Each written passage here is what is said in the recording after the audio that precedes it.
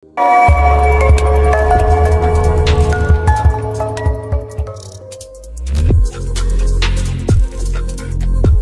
gagal juara, Timnas Indonesia sabet penghargaan Fair Play di Piala AFF 2020. Tim Nasional, Timnas Indonesia meraih penghargaan Fair Play di Piala AFF 2020. Hal itu tak terlepas dari kemampuan skuad Garuda dalam bermain bersih di sepanjang laga kompetisi 2 tahunan itu, di mana tak ada satupun kartu merah yang diterima pasukan Sintayong tersebut. Permainan Indonesia dianggap paling bersih sepanjang perhelatan Piala AFF 2020. Mereka tercatat tak mengantongi satu kartu merah pun sepanjang turnamen di Singapura ini berjalan. Sebab itu, Timnas Indonesia pun mendapat penghargaan Fair Play. Penghargaan ini pun seakan menjadi pelipur lara, setelah akhirnya harus gagal merebut kemenangan. Selain itu, penyerang Timnas Indonesia, Ricky Kambuaya berhasil menyabet gelar pemain terbaik dalam leg kedua final Piala AFF 2020. Dalam pertandingan itu, Ricky memang tampil impresif. Ricky memang sempat membuka asa bagi skuad Garuda di awal pertandingan. Tendangan kerasnya di menit ke-7 berhasil membuat Sarawak Sungnon tak berdaya. Pada leg kedua babak final di Singapore National Stadium, Indonesia bermain imbang lawan Thailand dengan skor 2-2. Namun, pasukan Sintayong tersebut kalah dengan skor agregat 2-2.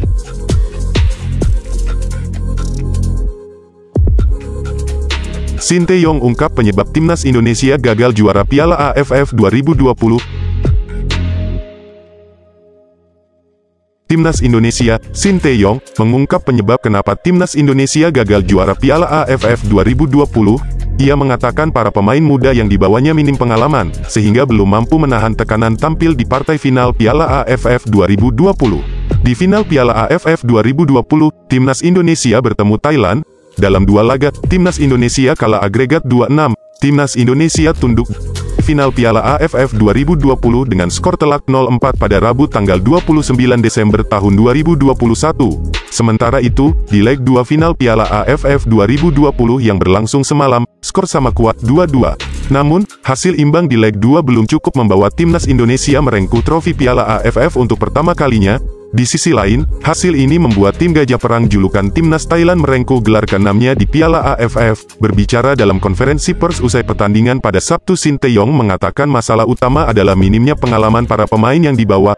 Apalagi, Timnas Indonesia diisi para pemain muda yang notabene masih butuh banyak menit bermain.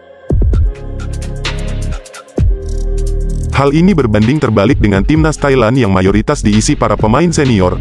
Namun, pelatih asal Korea Selatan itu puas dengan penampilan Egy Maulana Fikri dan kawan-kawan, yang mana sanggup menahan Thailand 2-2 di pertemuan kedua. Jelas-jelas para pemain kami masih muda, jadi kelihatan juga di leg pertama, final Piala AFF 2020, kurangnya pengalaman pemain kami, tapi leg kedua kami bermain baik meski hasilnya imbang, kata Sintayong. Karena itu, Sintayong berharap ke depannya para pemain Timnas Indonesia bisa menggali pengalaman lebih di berbagai turnamen. Sintayong percaya, hal ini dapat meningkatkan mentalitas juara para pemainnya. Berdasarkan pengalaman-pengalaman seperti ini, kami pasti bisa maju ke depan, masih ada turnamen-turnamen lainnya tahun ini, lanjut Sintayong. Selanjutnya, mayoritas personel kembali turun di level regional, tepatnya di Piala AFF usia 23 yang berlangsung pada 14-26. Februari tahun 2022, setelah gagal di level senior, Pratama Arhan dan kawan-kawan praktis memburu gelar juara di ajang yang dilangsungkan di Kamboja ini.